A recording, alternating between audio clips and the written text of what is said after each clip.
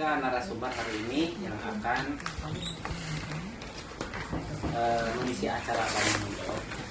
Untuk pertama dari yang akan memberikan paparan yaitu dari bagian opat. Untuk waktu persilakan Pak. Sebelumnya perkenalkan diri, nama Widi Mahendra, Jabatan Kepala Bagian Organisasi dan Pemberdayaan Aparatur Daerah. Dalam kesempatan ini di hadapan kawan-kawan media, kami sampaikan alhamdulillah sejalan dengan telah diundangkannya Peraturan Daerah Nomor 8 Tahun 2016 tentang pembentukan dan susunan organisasi perangkat daerah Kota Bandung. Maka alhamdulillah pemerintah Kota Bandung menindaklanjuti dari telah terbitnya Peraturan Pemerintah Nomor 18 Tahun 2016 tentang perangkat daerah. Maka dimulai sejak tanggal 1 Januari 2017 bahwa pemerintah Kota Bandung akan melaksanakan kinerja pemerintahannya didasarkan oleh organisasi perangkat daerah yang baru. Dimana kalau misalkan kita komparasi dengan ketentuan dan regulasi yang ada selama ini, bahwa ada beberapa organisasi perangkat daerah yang akan dibentuk baru, lalu juga ada organisasi perangkat daerah yang pada dasarnya masih sesuai dengan kondisi existing hari ini. Tapi satu hal bahwa perlu kami sampaikan, keberadaan daripada organisasi perangkat daerah yang baru ini tujuannya tidak lain adalah untuk mengedepankan tepat struktur dan tepat fungsi penyelenggaraan pemerintahan. Seperti yang seringkali diamanatkan oleh Bapak Wali Kota Bandung, bahwa Bandung ini merupakan salah satu kota metropolitan di Indonesia dengan jumlah penduduk hampir 2,3 juta. Tentunya juga kompleksitas persoalan di Kota Bandung berbeda halnya dengan pemerintah kabupaten kota lainnya di Indonesia. Sehingga kita perlu membentuk organisasi perangkat daerah yang betul-betul mampu mencapai ekspektasi masyarakat, terutama terhadap kinerja pemerintah. Oleh karena itu, kalau dilihat dari kondisi existing hari ini, bahwa organisasi perangkat daerah Kota Bandung terdiri daripada 17 dinas, lalu ada beberapa lembaga teknis daerah, antara lain ada 6 badan, 1 kantor, dan 3 rumah sakit daerah. Nah, sedangkan dengan organisasi perangkat daerah yang baru nanti, bahwa kita akan memiliki hampir kurang lebih 22 dinas baru, 22 dinas, lalu juga ada 5 badan, dan tentunya lembaga-lembaga teknis daerah yang semula dulu masuk dalam bagian struktur organisasi pemerintah Kota Bandung nanti ke depan akan terpisah menjadi unit pelaksana teknis seperti rumah sakit di bawah dinas kesehatan. Jadi ada beberapa organisasi perangkat daerah yang baru di Kota Bandung, antara lain adalah dinas perpustakaan dan kearsipan. Yang perlu kami sampaikan bahwa keberadaan daripada dinas ini yang semula merupakan kantor perpustakaan dan arsip, ke depan menjadi dinas perpustakaan dan arsip. Sehingga nanti ke depan peran fungsi dan tanggung jawab terutama jajaran dinas perpustakaan dan arsip berbeda dengan kondisi existing hari ini. Kalau sekarang ini hanya menangani urusan kearsipan di lingkungan pemerintah Kota Bandung, tapi ke depan berdasarkan fungsinya, karena sudah meningkat statusnya menjadi dinas perpustakaan dan kearsipan Kota Bandung, tentunya juga arsipnya tidak hanya diurus di lingkungan pemerintah Kota Bandung saja, tapi seluruh kearsipan dan perpustakaan di wilayah Kota Bandung yang masuk menjadi wilayah teritorial Kota Bandung menjadi peran fungsi dan tanggung jawabnya. Begitu pula nanti akan muncul dinas baru yang kita kenal dengan Dinas Perumahan, Pemukiman, Pertanahan dan Pertamanan. Karena sesuai dengan ketentuan daripada Undang-Undang Nomor 23 Tahun 2014, lalu juga ditindaklanjuti dengan PP 18 2016, pertamanan bukan merupakan urusan maupun suburusan, sehingga kita mencoba untuk menjadikan dan memposisikan pertamanan tetap menjadi ikon bagi kebijakan pemerintah Kota Bandung. Terlebih lagi kita rasakan betul bahwa di Kota Bandung berbagai pembangunan infrastruktur terutama taman-taman kota untuk menjadi ruang publik menjadi perhatian serius pemerintah Kota Bandung, sehingga kita akomodasi keberadaan pertamanan tersebut di dalam Dinas Perumahan, Pemukiman, Pertanahan dan Pertamanan. Lalu selanjutnya juga akan muncul dinas baru, yaitu Dinas Pengendalian Penduduk dan Keluarga Berencana, yang kondisi existing hari ini adalah Badan Pemberdayaan Perempuan dan Keluarga Berencana. Nanti ke depan, dua urusan tersebut akan kita split menjadi dua dinas, yaitu Dinas Pemberdayaan Perempuan dan Perlindungan Anak, serta Pemberdayaan Masyarakat, dan Dinas Pengendalian Penduduk dan Keluarga Berencana. Nah, selain itu juga dinas yang nantinya juga akan dibentuk adalah Dinas Kebakaran dan Penanggulangan Bencana. Nah, Dinas Kebakaran dan Penanggulangan Bencana ini tentunya juga mengakomodasi apa yang menjadi ekspektasi kita semua, bahwa kalau di daerah lain dibentuk Badan Penanggulangan Bencana Daerah, maka di Bandung fungsi kebencanaan itu sendiri akan diurus oleh Dinas Kebakaran dan Penanggulangan Bencana, di mana kita masih tetap akan mempertahankan satuan pelaksana kebencanaan yang ada di Kota Bandung yang dipimpin langsung oleh Pak Sekda.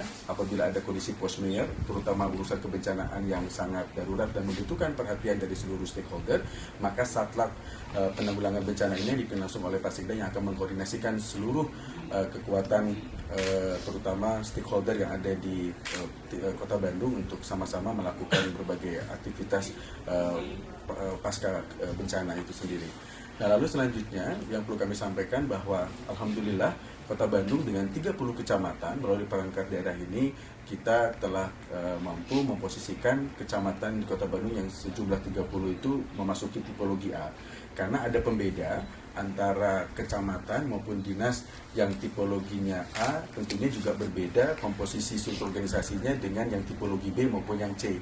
Sedangkan di Kota Bandung tentunya juga dengan kompleksitas persoalan yang dihadapi selama ini sehingga di Kota Bandung hampir secara keseluruhan dinasnya tipologinya A, sehingga kita bisa memposisikan di bawah kepala dinas, sekretaris dinas yang semula itu hanya membawakan 2 subbagian, sekarang menjadi 3 subbagian. Lalu juga di bawah kepala dinas bisa membawakan 3 kepala bidang, di mana masing-masing kepala bidang bisa membawakan 3 kepala seksi, sehingga nanti dengan optimalisasi yang ada tersebut gitu kan diharapkan bahwa fungsi-fungsi organisasi yang selama ini bertugas untuk memberikan pelayanan kepada masyarakat bisa tercapai dengan baik begitu.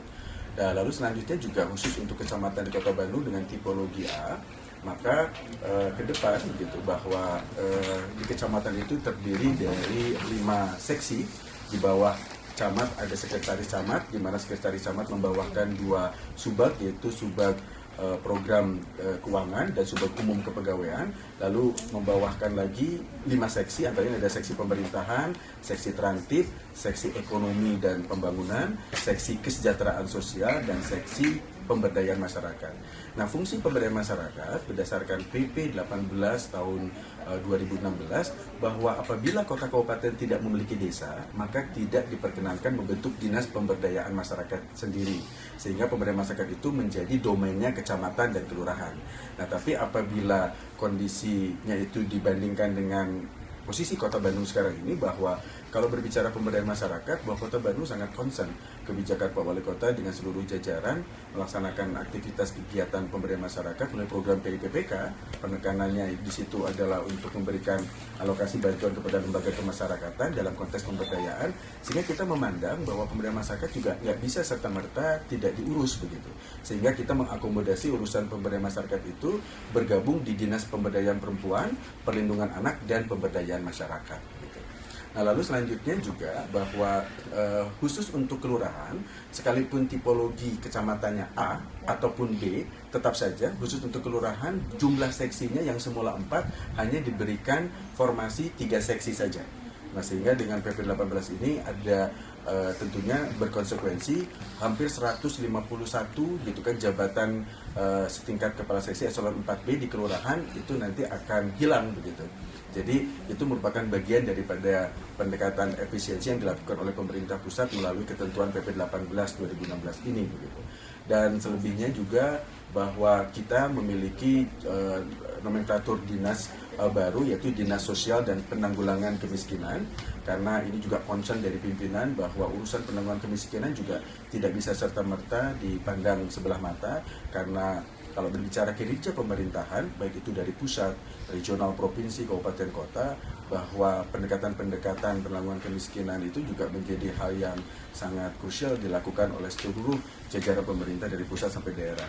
Nah, sehingga nanti ke depan Dinas Sosial dan Penanggulangan Kemiskinan itu menjadi leading sektor gitu kan bagi SKPD manapun apabila akan mengeksekusi program kegiatan untuk program-program penanggulangan kemiskinan, maka tidak dibenarkan lagi SKPD lain melakukan inventarisasi data warga miskin begitu. Jadi semuanya harus menjadi tanggung jawab Dinas Sosial dan Penanggulangan Kemiskinan.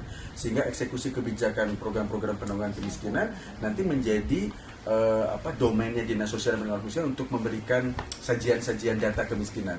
Sehingga nanti ke depan, seperti contoh, kita akan membentuk Dinas Penataan Ruang yang semula hari ini kondisi eksistingnya adalah Dinas Cipta Karya. Ya, lalu kita akan bentuk Dinas Pekerjaan Umum yang semula secara existing namanya adalah Dinas Bina Marga. Nanti ke depan, Dinas Penataan Ruang yang selama ini ditangani oleh Dinas Cipta Karya menangani program penanggulangan kemiskinan dari aktivitas kegiatan pembangunan rumah tidak layak huni, begitu ya. Selama ini datanya itu parsial begitu ke daerah yang baru yang dimana perdanya sudah diundangkan, Perda nomor 8 tahun 2016, bahwa apabila Dinas Penataan Ruang ingin mengeksekusi program penanggulangan kemiskinan terutama untuk pembangunan rumah tidak layak huni, datanya itu harus diambil dari data warga masyarakat miskin yang diinventarisasi oleh Dinas Sosial, sehingga semuanya terintegrasi begitu. Seperti halnya juga untuk program-program bantuan kepada masyarakat penyandang masalah kesejahteraan sosial seperti kaum difabel begitu kan, lalu juga kaitannya dengan lansia terlantar, lalu juga untuk warga miskin, seperti hal misalnya Dinas Pendidikan Kota Bandung yang selama ini memberikan alokasi dana bantuan sesuai dengan arah kebijakan pimpinan untuk membantu masyarakat miskin memperoleh layanan pendidikan. Datanya itu harus bersumber dari Dinas Sosial dan Penanggulangan Kemiskinan.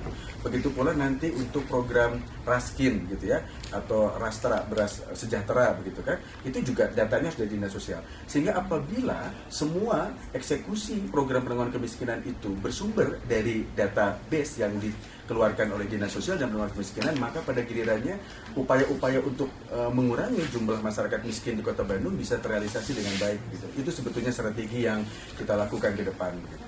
Nah, lalu selanjutnya, khusus untuk di Sekretariat Daerah Kota Bandung, karena kebetulan dari hasil pemetaan urusan, scoring kita memungkinkan untuk membentuk setda dengan tipologi A, tapi kita tidak menggunakan pola maksimal dengan 12 bagian. Kita hanya membuat menjadi 12 bagian saja dengan kondisi existing. Ya, nanti ke depan akan ada perubahan nomenklatur untuk asisten pemerintahan, itu asisten pemerintahan dan Kesra, lalu ada asisten perekonomian dan pembangunan, ada asisten administrasi umum.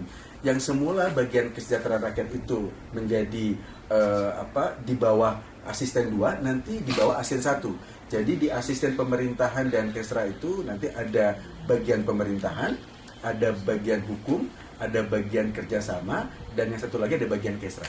Nah, di bagian di asisten perekonomian dan pembangunan itu ada bagian perekonomian yang sekarang ada bagian administrasi, desain dan kualitas pembangunan. Jadi namanya bagian pembangunan sekarang ada tambahan administrasi kualitas dan desain pembangunan.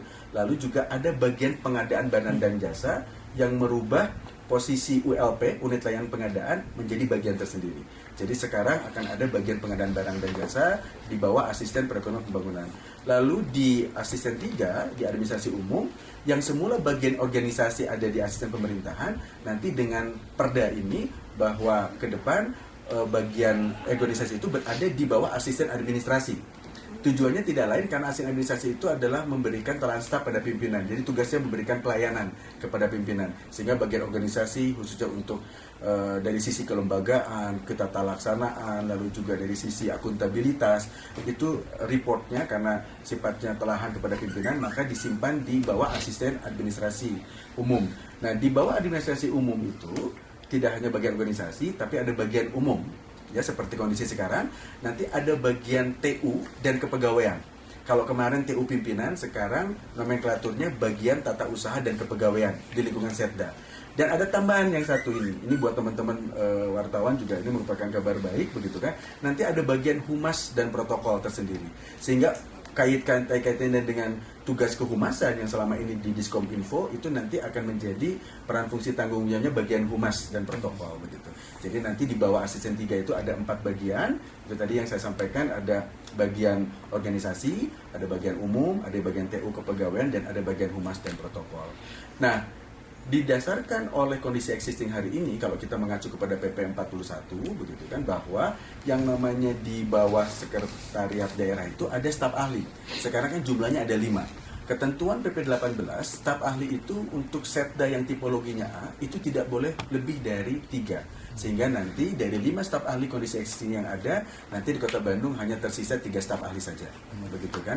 Nah, itu mungkin untuk kawan-kawan semua yang perlu disampaikan kaitannya dengan keberadaan dari organisasi perangkat daerah Kota Bandung, di mana insya Allah di bulan Januari, tepatnya 1 Januari sesuai dengan amanat daripada PP 18 2016 bahwa seluruh pemerintah kabupaten kota di Indonesia, begitu pula di provinsi, harus sudah melaksanakan perangkat daerah yang baru ini, begitu ya. Sehingga dalam beberapa waktu ke depan ini kami bersama dengan seluruh jajaran unit bagian di lingkungan sekretariat daerah sedang melakukan berbagai aktivitas penuh akselerasi, terutama untuk menyesuaikan nomenklatur perangkat daerah yang baru ini dengan tata naskahnya. Kita juga menyesuaikan dengan rancangan anggaran untuk 2017, karena rancangan anggaran 2017 juga harus disesuaikan dengan nomenklatur perangkat daerah yang baru ini. Dan sehingga nanti ke depan mudah-mudahan saja dengan tepat struktur, tepat fungsinya organisasi perangkat daerah Kota Bandung yang telah dibentuk dan alhamdulillah telah diundangkan dengan telah terbitnya Perda nomor 8 tahun 2016 tentang pembentukan dan susunan organisasi perangkat daerah Kota Bandung. Mudah-mudahan saja ke depan bahwa pemerintah Kota Bandung akan lebih efektif lagi menyelenggarakan proses pelayanan kepada masyarakat. Itu mungkin beberapa hal yang bisa saya sampaikan. Terima kasih. Penyesuaian tupoksinya, persiapannya sudah sampai mana ya? Oh iya. Kalau Januari udah tinggal sebulan lagi. Ya, terima kasih Tati. Alhamdulillah bahwa upaya yang dilakukan oleh bagian organisasi, karena memang ini kita dihadapkan kepada masa injury time, lalu juga interval waktu yang tersedia juga sangat sempit begitu. Karena begini, berdasarkan ketentuan PP 18 tahun 2016 bahwa pemerintah pusat, dalam ini Kementerian Dalam Negeri, akan segera menerbitkan peraturan Menteri Dalam Negeri tentang nomenklatur urusan. Sehingga nomenklatur urusan itu menentukan nama bidang, nama seksi begitu ya, termasuk di dalamnya adalah uraian tugas dan fungsi. Tapi sampai hari ini berdasarkan PP 18 kan ditegaskan apabila pemerintah, dalam ini Kementerian Dalam Negeri, 2 bulan setelah PP diundangkan belum juga menerbitkan Permendagri dimaksud, maka daerah bisa menentukan sendiri. Langkah-langkah antisipasi itu sudah kita lakukan, sehingga alhamdulillah minggu ini seluruh rancangan peraturan wali kota tentang SOTK dan uraian tugas masing-masing OPD tersebut itu sudah tuntas dan akan segera di legal drafting untuk segera diundangkan oleh bagian hukum Setda Kota Bandung. Mudah-mudahan di akhir tahun ini, nanti pada saat memasuki tahun 2017, semua perangkat-perangkat hukum berkenaan dengan organisasi perangkat daerah yang baru ini sudah bisa berjalan dengan baik. Begitu. Kalau yang dipotong kayak di kelurahan kan 5 seksi jadi 3. Jadi 4 seksi. Jadi 4, nanti kemana ini? Dari 4 seksi menjadi. Ya. Jadi begini, makasih Tayani ya. Jadi kita sekarang ini tentunya pimpinan juga akan mengambil langkah-langkah yang arif dan langkah-langkah yang bijak begitu ya. Karena alhamdulillah hasil pemetaan urusan itu, hasil scoring semua dinas di Kota Bandung itu tipologinya A. Kalau tipologi A itu bisa kita membuat formasi maksimal. Seperti contoh, kalau misalkan melihat kondisi eksistisi sekarang, ada dinas di mana bidangnya itu hanya membawahkan 2 seksi saja. Tapi kalau tipologinya A, berdasarkan ketentuan Undang-Undang dan PP 18, itu seksinya bisa menjadi 3. Berarti dengan adanya penambahan 1 seksi di dinas, itu nanti yang akan disiasati sebagai bentuk kebijakan pimpinan untuk bisa memposisikan saudara-saudara kita yang sekarang ini menduduki jabatan di kelurahan yang kehilangan formasi tersebut, itu mungkin nanti akan mendapatkan kesempatan untuk diseleksi menduduki posisi-posisi eselon yang sama, eselon 4 gitu kan, di dinas-dinas dimaksud. Mudah-mudahan itu nanti pada gilirannya akan bisa simultan kebijakan itu dilakukan. Cukup nggak Pak? Ya. Kuotanya cukup nggak ada dinas? Nah, setelah kita menghitung bersama dengan BKD gitu kan, alhamdulillah begitu kan, kalau misalkan kita melihat komposisi itu, mudah-mudahan saja semuanya bisa terakomodasi gitu kan. Pak, staf ahli kan 5, ya. Sekarang harus ada 3. Yang 2 di kemana? Nah itu Kang Heri, kalau untuk pertanyaan itu tentunya itu merupakan ranah pimpinan gitu ya. Jadi nanti mungkin dalam hal ini Pak Wali, Pak Wakil, Pak Sekda juga akan mengambil langkah-langkah yang kita yakini beliau juga akan mengambil keputusan yang sangat arif gitu kan, untuk memposisikan 2 staf ahli yang nantinya juga sesuai dengan ketentuan tidak dibenarkan 5 staf ahli, hanya 3 staf ahli, sehingga 2 yang lainnya nanti tentunya ada kebijakan dari pimpinan mengenai penempatan formasi jabatannya nanti ke depan. Pak, selain dua itu, selain di kelurahan, staf ahli, pengurangan itu di mana aja Pak? Ya jadi begini Kak, jadi memang sebetulnya kalau bicara PP 18 kan tadi saya sampaikan di awal, tujuannya adalah melakukan efisiensi Yeah. gitu ya, dengan pendekatan ramping struktur, Yeah. kaya fungsi. Tapi kalau misalkan ramping struktur, kaya fungsi, pada akhirnya berimplikasi aspek layanan publik juga menjadi terganggu, karena memang Bandung nggak bisa dikomparasi dengan kabupaten kota lain yang jumlah penduduknya lebih sedikit begitu. Bandung ini merupakan kota metropolitan, mengurus 2,3 juta penduduk Bandung ini bukan merupakan persoalan yang mudah begitu. Sehingga tepat struktur, tepat fungsi itulah yang kita siasati dalam upaya untuk menjembatani kemungkinan-kemungkinan yang tadi akan sampaikan begitu. Artinya dimasukin ke dinas tadi yang ada kosong itu Pak? Ya, tentunya kan seleksi ya kan ya. Seleksi. Jadi misalkan nanti yang dari kelurahan kalau misalkan dia punya kompetensi, kapabilitas sesuai dengan kebutuhan dari pengisian formasi di dinas, mereka akan mendapatkan. Tapi dari kajian Orpat sama BKD dengan penerapan SOTK baru ini Mudah-mudahan berimbang. ada yang terdampak nggak Pak kira-kira Pak? Apakah atau semua bakal terakomodasi? Oh tentunya pasti ada yang terdampak, tidak akan mungkin semuanya terakomodasi. Tidak ya, akan ya, mungkin ya, semua ya, ya, karena ya. dinas juga jumlahnya Ya, 22 jumlahnya ya. ya betul. Pasti akan terdampak. Ini tidak hanya berlaku di Kota Bandung, di Iya, seluruh iya, Indonesia pasti makanya, akan mengalami makanya. demikian. Ya. Tapi kita akan mencoba meminimalisir begitu kan kemungkinan-kemungkinan yang tadi yang ditanyakan tadi. Ya, ya. Pak, satu lagi untuk anggaran penyesuaian Pak, katakanlah gitu. Ini nanti kan semua berubah Pak ya, Ya. mulai dari kop yang paling sederhana ya, kop surat dan sebagainya. Nah, ini anggaran berapa disiapin untuk ini semua secara teknis? Kalau misalkan untuk kaitannya dengan kebutuhan anggaran, itu tentunya juga domainnya ada di DPKD. Tapi yang jelas pada saat kami menyusun organisasi perangkat daerah ini, kita sudah mencoba untuk memformulasikan berapa kebutuhan itu. Tapi sebetulnya kalau misalkan kita perhatikan, kan kita bicara pembentukan dinas ini berdasarkan urusan. Nah, sedangkan di Kota Bandung tidak ada satupun urusan yang nggak diurus begitu. Jadi pada saat dikonversikan kepada kebutuhan anggaran dari masing-masing urusan yang nantinya menjadi dinas, tidak akan ada perubahan yang terlampau drastis begitu, karena semuanya sudah sangat simultan gitu kan, penyusunan organisasi berdasarkan urusan, dan semua urusan yang tertuang dalam Undang-Undang 23 dan PP 18, alhamdulillah pemerintah Kota Bandung nggak ada satupun urusan yang nggak diurus begitu. Jadi pada saat penyesuaian anggaran sekarang tidak ada kesulitan begitu kan. Pak, kalau masa transformasinya kira-kira transisinya itu kira-kira berapa Pak? Misalnya yang hal yang teknis gitu ya, soal persuratan, dokumen, nama-nama tempat, nama-nama kantor, itu kira-kira berapa butuh waktu berapa untuk transisi? Ya, jadi kalau Kita kaitannya ganti dengan semua Pak ya, nama-nama dinas dan juga. kebetulan kan tidak semua ganti nama dinas. Seperti contoh, kondisi existing sekarang ini ada nomenklatur dinas pendidikan, itu tidak berubah. Iya. Dinas pendidikan, dinas kesehatan, dinas perhubungan gitu ya. Lalu juga dinas tenaga kerja, lalu juga dinas kependudukan dan pencatatan sipil. Yang berubah nama itu hanya dinas cipta karya, yang berubah menjadi dinas penataan ruang gitu ya. Lalu yang berubah itu dinas bina marga dan pengairan yang sekarang jadi dinas pekerjaan umum gitu kan. Pemadam kebakaran berubah gitu. Nah, oleh karena itu sekarang ini kami dari berbagai organisasi secara simultan juga sedang mempersiapkan draft rancangan peraturan wali kota tentang tata naskah gitu loh kan. Jadi nanti pada saat 1 Januari 2017 nggak lagi pusing stempelnya begitu kan, nggak lagi pusing nanti kaitan dengan kop suratnya gitu kan. Sekarang sudah disesuaikan secara menyeluruh begitu kan. Pak, mungkin punten tadi perubahannya boleh diingat dari sekarang berapa, saya tadi agak terlalu, berapa dinas, berapa. Kalau kondisi existing sekarang ada 17 dinas, lalu ada 6 badan. Nanti ke depan begitu kan, kita akan memiliki 22 dinas, lalu ada 6 badan. Oh ya, satu lagi ada tambahan, badannya itu pertama ya, ada badan pengelolaan keuangan dan aset. Nah, ini perlu kami sampaikan juga bahwa keberadaan bidang aset di Badan Pengelolaan Keuangan yang sekarang ini, bidang aset itu menangani pembebasan lahan, menghadapi urusan sengketa lahan. Ke depan, bidang aset di Badan Pengelolaan Keuangan tidak lagi menangani itu. Nanti yang menangani pembebasan lahan, juga yang menangani kaitannya dengan sengketa lahan, itu adalah bidang pertanahan yang kita bentuk, yang merupakan yang merupakan salah satu bidang di Dinas Perumahan, Pemukiman, Pertanahan dan Pertamanan begitu.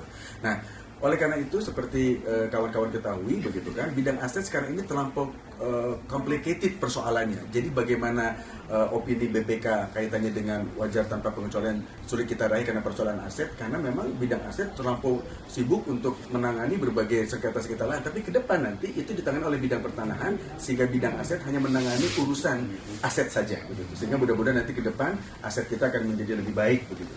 Nah, sehingga selanjutnya untuk badan yang baru itu adalah Badan Kesatuan Bangsa dan Politik. Yang semula Kesatuan Bangsa dan Politik itu menjadi salah satu bidang di Badan Pemberdayaan Masyarakat dan Kesbang yang sekarang ini BKBPM gitu ya. Nanti ke depan pemberdayaan masyarakatnya tidak bisa lagi menjadi dinas, tapi digabung menjadi Dinas Pemberdayaan Perempuan, Perlindungan Anak dan Pemberdayaan Masyarakat. Nah, urusan Kesbangnya dinaikkan statusnya menjadi Badan Kesatuan Bangsa dan Politik. Karena bisa kita ketahui Bandung dengan berbagai kompleksitas persoalannya, kita perlu ada institusi kesatuan bangsa dan politik yang tentunya diharapkan nanti ke depan mampu menjaga kondusivitas di Kota Bandung ini. Nah, sekarang dengan 17 dinas, 22, lalu nanti badannya untuk yang sekarang ini ada 5 badan yang kita bentuk. Jadi pertama Badan Pengelolaan Keuangan dan Aset, ada Badan Pendapatan Daerah, ada Badan Kesatuan Bangsa dan Politik, lalu ada Badan Perencanaan Pembangunan dan Penelitian Pengembangan. Jadi Bapeda sekarang nanti namanya ditambah pakai Litbang, begitu ya. Lalu Badan Kepegawaian dan Pendidikan Pelatihan. Jadi sekarang ini badannya ada 5 tadi itu. Badan Perencanaan Pembangunan, Penelitian dan Pengembangan, ada Badan Kepegawaian, Pendidikan dan Pelatihan, ada Badan Pengelolaan Keuangan dan Aset, ada Badan Pengelolaan Pendapatan Daerah, dan yang terakhir ada Badan Kesatuan Bangsa dan Politik.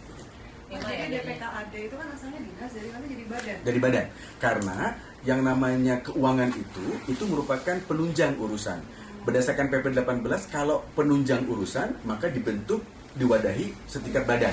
Kalau ngurusi urusan seperti urusan pendidikan, kesehatan, maka diwadahi dalam bentuk Akhirnya jumlah masyarakat miskin Kota Bandung nggak pernah berkurang, terus bertambah gitu kan. Karena rutilahu yang dieksekusi juga ternyata data yang bukan bersumber dari warga masyarakat miskin kota yang harusnya nanti dieksekusi. Karena begini kan, logikanya kalau orang miskin dia dapat raskin, dia wajib dapat layanan pendidikan gratis, dia wajib dapat layanan kesehatan gratis. Kalau rumahnya jelek, dia wajib rumahnya dirutilahu, gitu kan. Itu idealnya penanganan kemiskinan. Nah sekarang dia dapat rutilahu, pas ditanya, ibu dapat raskin nggak? Enggak, Kang, cuma gitu kan. Nah tekenging ke Pak Yunman gitu kan. Ke Pak Yunman strateginya harus yang orang miskin itu jadi tuntas kan. Kan selama ini dia dapat raskin nih, ya dapat raskin. Ternyata rumahnya bocor karena hujan terus gitu kan. Akhirnya berasnya dijual untuk beli genteng. Lapar. Ya Kang ya, karena berasnya dijual. Nggak boleh gitu. Jadi pada saat dia miskin, dia nggak berdaya, dia lapar, kita kasih raskinnya. Lalu pada saat dia lapar, dipenuhi dengan raskinnya, tapi dia bingung untuk ke sekolah, nggak bisa beli buku gitu kan. Terus dia jual lagi berasnya, nggak boleh. Dia harus dapat juga layanan pendidikan gratisnya. Pada saat dia sakit, dia nggak boleh lagi ngejual berasnya untuk pergi ke rumah sakit atau pergi ke puskesmas, harus dapat layanan juga. Itu yang dimaksud dengan, kalau misalkan akan dengan program Keluarga Harapan, itu paling ideal konsep penanganan kemiskinan itu kan. Jadi bapaknya kalau misalkan nggak bekerja kan gitu kan, nah si ibunya kalau misalkan hamil itu dikasihkan biaya oleh negara kan, oleh program PKH, ibunya yang hamil itu dirujuk ke dokter untuk mendapatkan layanan. Pada saat melahirkan, biaya persalinannya dibiayai oleh program PKH. Anaknya nggak sekolah, dibiayai gitu. Makanya tekengin kan, si artos PKH tekengin di Canak Sadayana kan, kedah dicicil gitu kan, upami pada persalinan Canak artos persalinan anak gitu. Seperti itu kan, sehingga komprehensif nanti pola penanganannya. Saya belum menangkap nih Pak, katanya kan satu pintu di dinas sosial, tapi anggaran terpisah-pisah di berbagai dinas. Siapa nanti yang akan mempertanggungjawabkan anggaran tersebut? Terus bagaimana koordinasinya antara leadingnya dinas sosial yang kedatangan orang miskin, kan ceritanya orang miskin datang mau diselesaikan permasalahannya ke dinas sosial dan selesai di situ gitu. Sementara anggaran ada di dinas-dinas yang lainnya. Iya, jadi gini kan, maksudnya gini, kan selama ini orang datang nih ke misalkan pengen dapat layanan pendidikan gratis ke dinas pendidikan kan dengan berbagai persyaratan, harus kedatang ke RT RW, minta pengantar, bla bla segala macam. Akhirnya Borora mau dapat bantuan udah ngurusin gitu, udah ribet banget gitu kan. Kapayun mah upami sumping ke dinas sosial bahwa dia layak nih. Kan kita punya catatan kan, daftar database kemiskinan di Kota Bandung sudah ada sebetulnya di kita sekarang. Nah itulah yang terus direview kan, karena kan orang miskin itu hari ini orang bisa berdaya kan, besok untuk beli menjaliknya bisa ujung-ujung jadi miskin gitu, karena di PHK di segala macam gitu. Abdi Nedawidi itu rombongan tamu di Sumatera Barat, di Demak, di Batu, sama di Magelang, terus ngararantai di kantor kan, yang pada pengen belajar tentang reformasi birokrasi sama inovasi pelayanan publik. Terusan alhamdulillah enak tuh nuju pajang jadi coba panggilan teh kan. Cuma tupang laras gitu kan. Karena Bandung sekarang menjadi rujukan teman-teman daerah se-Indonesia kaitannya dengan inovasi pelayanan publik, tentang sistem akuntabilitas gitu. Begitu nah Abdi Nedawidi hapunten kalau misalkan ada hal yang kurang berkenan gitu kan. Terima kasih. Bila topik pada wassalamualaikum warahmatullahi wabarakatuh.